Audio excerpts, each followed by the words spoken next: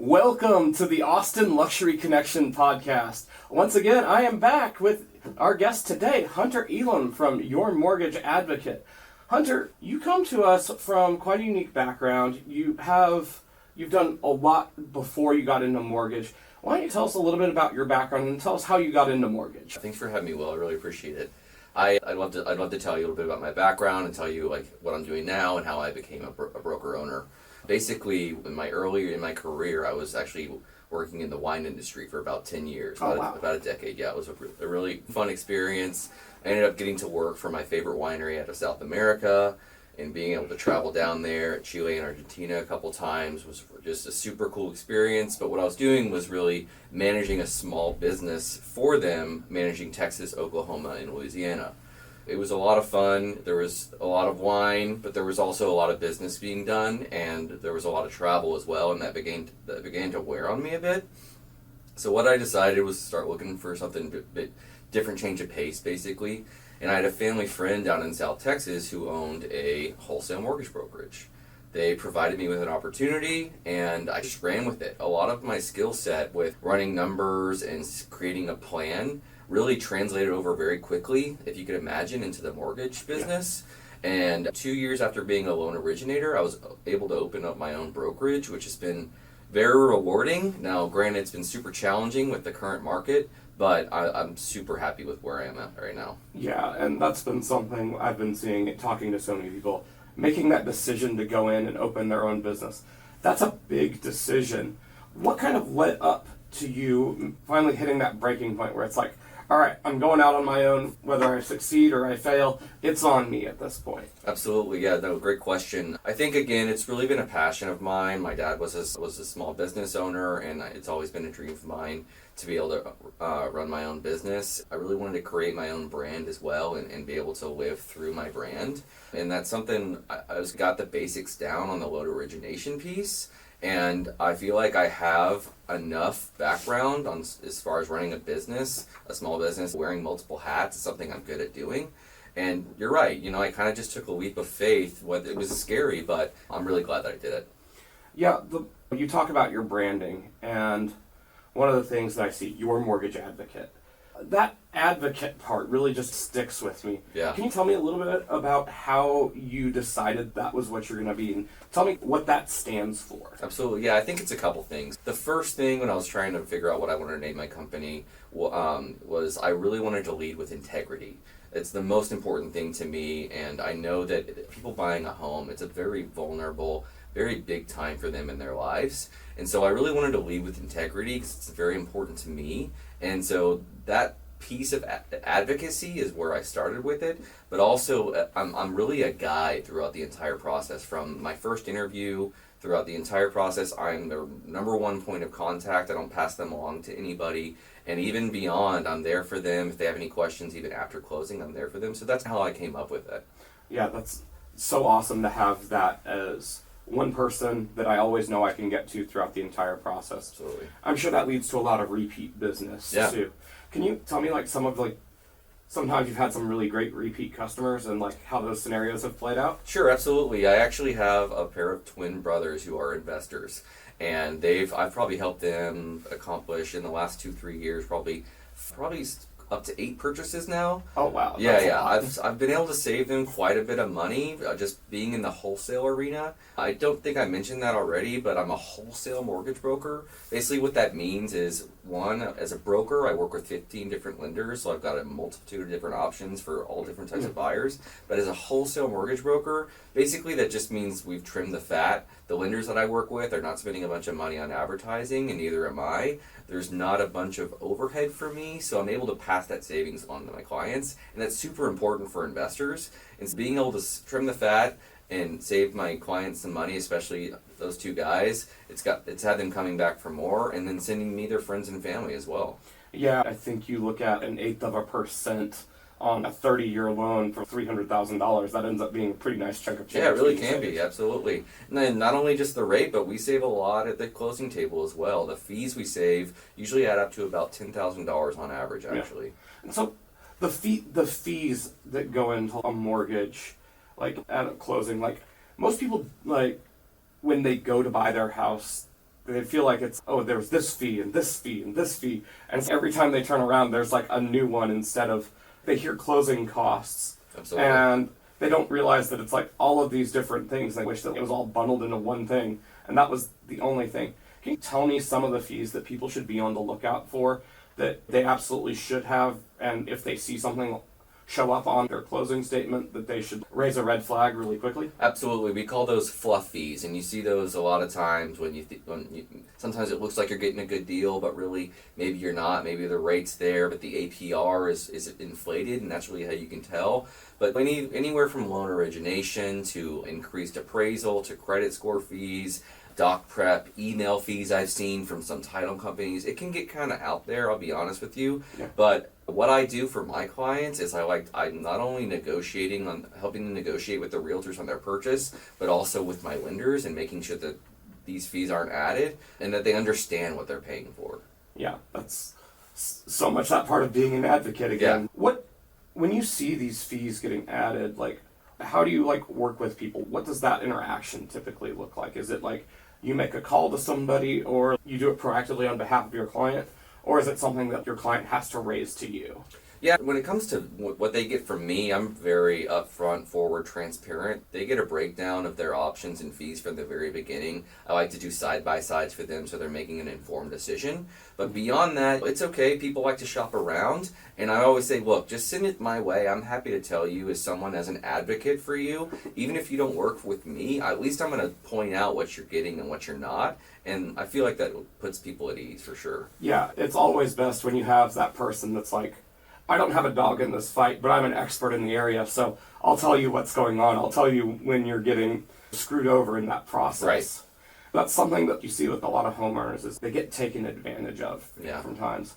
And as you're constantly wanting to work with integrity in this, how do you envision the mortgage industry in the future getting more of that integrity automatically built in, where it should be something that is expected and not like, oh, it's an above and beyond thing? Yeah. A couple things. Since 2008, there have been a lot of great changes. So I will say that a lot of the stuff that was going on prior to that caused the crash is no longer there. People are looking for right now, because prices may seem inflated, they're looking for a crash. It's not really all that realistic. But I will say that I think the information is more readily available. I would just say work with a broker. Just make sure you work with a broker. Doesn't have to be me. Doesn't have to be someone that you know necessarily. But shop around, look for a broker. It's going to be someone you're going to be working with one-on-one. Instead of these big names out there, I promise you, someone's paying for those commercials, and they don't have your best interest at heart. Yeah, I always look at it when I see like a lawyer or a real estate agent or somebody with a ton of advertising behind it. I'm like, how much of that came from other people's settlements or transactions? Absolutely. Yeah, and it's just, we advertise, but on a very minimal basis. We're almost 100% referral based. We're just about building relationships in our neighborhoods and communities. So. Yeah, and you do a lot of word of mouth too. Absolutely. Tell me a little bit about how those word of mouth referrals work for you. I've just, over my career, my short career, I've built relationships with people that get to know me and trust me, and that's the most important thing. Again, as an advocate, it means a lot to me, but anyone who knows me is someone that they know me as dependable, someone that they know that I'm going to do what I say I'm going to do. And so it's just easy, and people feel good about passing my name along. Yeah, I always say that passing your name along, that's always the best thing anybody can do in business. Right. We end up going through a lot of processes where we end up networking with a lot of people, and it's like we might not use their services for 5 or 10 years, but you got a relationship built. Can you tell me about a client that you've had where it was like this long-term like relationship where it was like you might have met them like 3 years prior, and next thing like you turn around and think, okay, yeah, that's just a good person to meet, but then you end up working with them later on just out of the blue? Yeah, that's a good one. I feel like I've had it a number of times happen to me, and it's always super rewarding because I've lost some deals, I won't lie, for whatever reason it might be, especially earlier in my career, but I had those people refer me business still. They didn't even work with me, but they liked the experience up front so much that they still passed my name along, and that felt super rewarding for me because they may or may not have had good reason not to work with me, but the fact that they still passed my name along without it just means that much more. Yeah, it always speaks to the integrity when you have people For sure. say, that's a lot about your business and how you get your business. Let's change the pace just a little bit and let's talk more about mortgages themselves. Sure. That process is a very scary process for a lot of people. It has a lot of moving parts, and it's usually the biggest purchase in their life. How do you work with people to help them make sure that their cares are assuaged and you've taken care of them through that process? And what does that whole process look like so the audience can know what to expect? Yeah, I really want to put my clients' mind at ease. And so what I like to do is just create as much transparency as possible through the process. I start out, again, as I mentioned before, I'll provide them with a number of options and break down what these options mean for them. But then I'll actually send them a templated email that I've created for them so they actually get, I think it's 9 or 10 bullet points of how the process goes. And basically that starts in the pre-approval process, then you go shopping, then we're going to submit disclosures and get your loan submitted to the lender. From there, we basically just warn them, hey, do not open any more credit, don't go buy anything expensive. You'd be surprised, sometimes you got to remind people. But then we order the appraisal, we submit everything to the underwriter. We usually have a conditional approval within 24 hours, which is super fast. And we've already ordered the appraisal. Basically, at that point, we're just like closing up loose ends and waiting for that appraisal to get back. And we're usually clear to close, which is within 14 to 20 days, which is considered fast as well. All the work for them, honestly, is so front-loaded because that's just how I do my pre-approvals, that they're pretty much done. All they have to worry about is the moving at that point once we're here. Yeah. Then once we get that appraisal back, we're clear to close, the conditions are met. We just schedule closing, I meet them there, we sign, and I'm there as advisor from there on, basically. Nice. Yeah, I know a lot of times when I've closed on my house, I didn't have my loan officer there. It was always just a real estate agent. And then when I did a refi, it was just a notary showed up at my house with the whole packet. Absolutely. I really love that personal touch. What has made you decide that's the way you want to run your business? I run a small business, and I'm very aware of that, and I'm not trying to create any type of corporation or anything like that.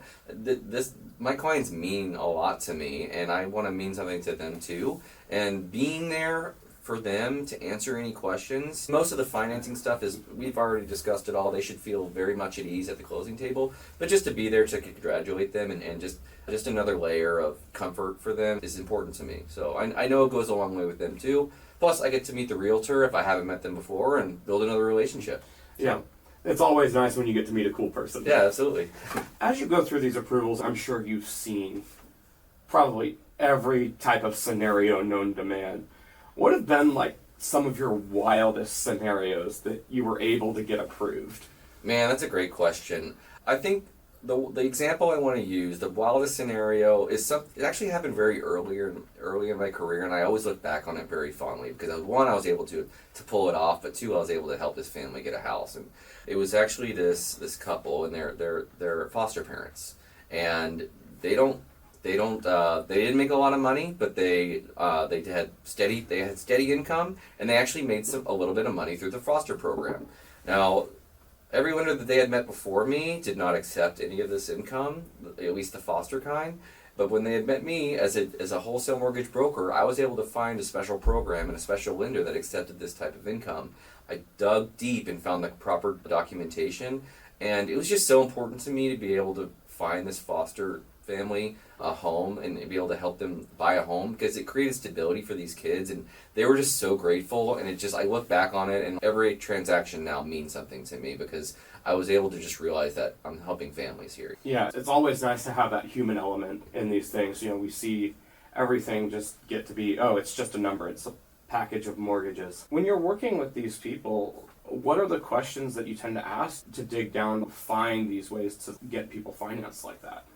Yeah, I start with the basics. Really, what I really like to do is I ask them to tell me their story.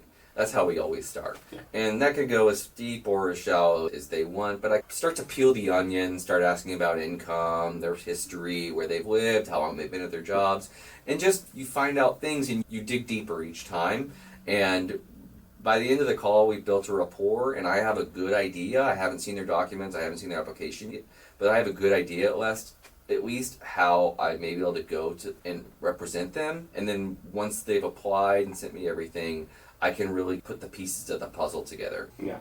So it's a lot of those like problem solving skills. Absolutely. You were talking about like numbers and being able to find finance. Walk me through a lot of what you use on a day-to-day basis in your business, because there are a lot of tools that people don't know about that go into actually getting a mortgage for somebody. Sure, yeah, there's a few things. The big one that's client facing is LendingPad. It's not only a portal for my clients to apply online to make the application easy. It's 10-15 minutes and it fills out their 1003, which is the application.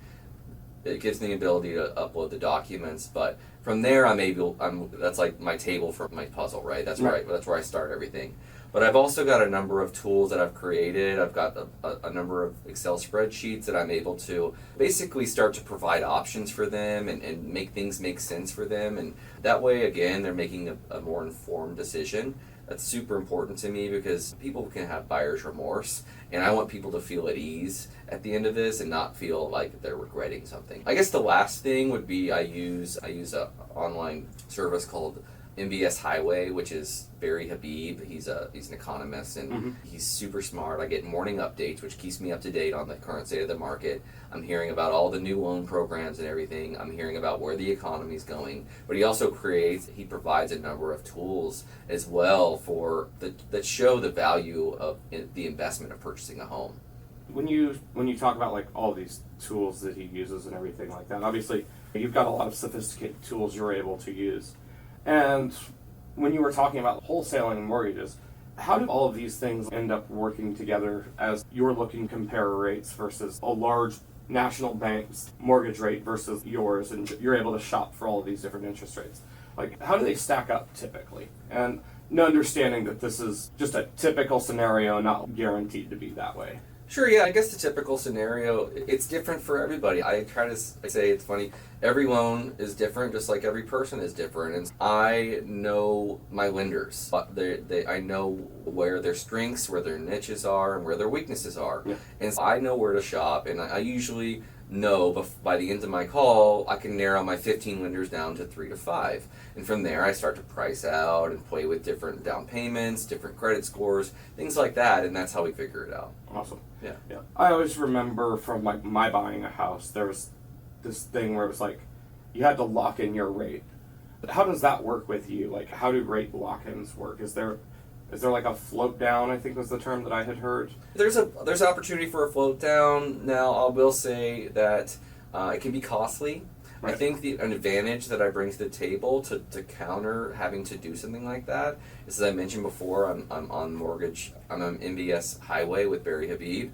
That we watch the charts on a regular basis, and we're keeping an eye on the market. I feel like I have my finger on the pulse of where rates are, as opposed to just your everyday guy who is just submitting the file and then locking immediately. This is a conversation I have with my clients, and so we're deciding when to lock together. And I don't have a crystal ball, but at least we can make a more informed decision on when to lock. Yeah. And now a lot of people have those super low interest rates that they don't want to get rid of under any sort of circumstances. How do you work with clients like that who, for whatever reason, might end up like having to move or having to like refinance? Yeah. How does that conversation go? Because I imagine that's always a pretty difficult one. It is a difficult conversation. It's a difficult decision for people to make. There's a couple things. Mortgage interest rates, even where they're at now, is really some of the cheapest money you can borrow. So that's something to consider. You know, the two different scenarios you brought up, whether they're going to be moving or refinancing, we'll start with the move. There's always the opportunity to keep the home as a rental property. Again, you could probably make some decent income on it considering you've got such a low rate. If you have a down payment, we have low down payment options to purchase a new home. Now the new home's going to have a higher interest rate. Yeah. It's just the market conditions. But something I want to remind people of is the rate is not permanent. Now you can keep that low one over here, but your new one is not permanent. What is permanent is the price you pay for the home you buy. And right now you can get great deals on homes because rates are high. Inventory is high. There's not as many buyers. And so that's how we have that conversation. Now, when it comes to refinancing, yeah, that's a whole nother story. And there's a number of different reasons, but usually it's debt consolidation. And again, we're looking at credit card interest rates in the 25 to 30% range, which is higher than it's ever been. I think we just crossed $1 trillion nationwide in credit card debt. And if you do a blended calculator on your home and then getting rid of that credit card debt or even a car payment or two, it just makes sense sometimes. And I've got tools to show people that it does. Yeah. So. Yeah, that's always good to know. It's always good to know that you can make sound financial decisions, even when it seems like it's painful. Yeah, up front, it may not look great, but I can show people that sometimes it is the right decision. So, as we're starting to get a little bit, we're at the end of the year in 2024 right now. Sure. And as we're going into 2025, people will likely be watching this in 2025. What would be your advice for them to get, if their New Year's resolution is going to be to get a home? What should be their game plan? What should be that playbook for them? Yeah, a couple things. So, number one, start working on your credit. Pay down any credit cards to below 30% if you can, but don't spend any money you don't have because you might want to save that for your down payment, of course. But don't buy anything new. Don't open any new lines of credit. Another thing to consider is market fluctuations and trends, right? I've got a lot of buyers who are like, oh, we want to wait till into the school year, which is understandable. But guess what? Everybody else is too. And if you can stomach breaking your lease or moving a couple of months early, you can beat the trend and get the house you want. You're going to have more options. And with less competition, you can probably get a better deal on your contract as well, whether that be the price or closing costs covered or both. So that's something I would say going into 2025. Awesome. That's incredibly great knowledge to have coming up. All right, it's time for the lightning round. So I'm going to ask you a few questions, and I want you to just give me your gut response. Okay. Favorite part about working with people in the mortgage industry? Again, it's helping people. This was one of the biggest to help people. It makes me feel good that I've been there for people. Biggest mistake people can make besides applying for 30 credit cards when they're in the process of getting a mortgage? Yeah, I would say waiting. I've had a number of people wait, thinking that they're going to time the market, and then the rates did what they did. You're not gonna catch a falling knife. Date the rate, marry the home. Favorite spot around Austin that more people should visit? Oh, great question. They actually just got a Michelin recommendation or maybe even a star. The Kamuri Tatsuya, it's part of the Tatsuya family. Yeah. I've been going for years. It's my number one favorite restaurant in town. Every time my mom comes in town, we go. It's like barbecue and Asian fusion, and it's just nice. It's delicious. Yeah. Yeah. My Michelin star go-to is Leroy and Lewis. But okay. I'm Nice. a little bit biased with that. That's all right. Best thing about owning your own business in Austin? Yeah, it's a great question. I think I carry a lot of pride. I'm very proud of myself for being able to pull this off, honestly. It's been really, really tough few years, but I've been able to create and own my own brand, and it's something that I'm very proud of. I get to hold my head high on that one, so. Awesome. And if you had anything to say to anybody who has thought about buying a house, thought about getting a mortgage, what specifically would be the best advice that you could give them? Yeah, I would say if you don't use me, use a broker. You want options. You want someone that is going to be there for you. We're not all the same by any means, but it's a step in the right direction if you're going to use a mortgage broker. Awesome. And if people want to get in touch with you, what's the best way for them to Absolutely. reach out? Yeah, my website is themortgageadvocate.com. You can set up a call on there or even apply online there. Awesome. Hunter, it's been an absolute pleasure. Thank you so Absolutely. much for joining us Thank today. you. Had a great time.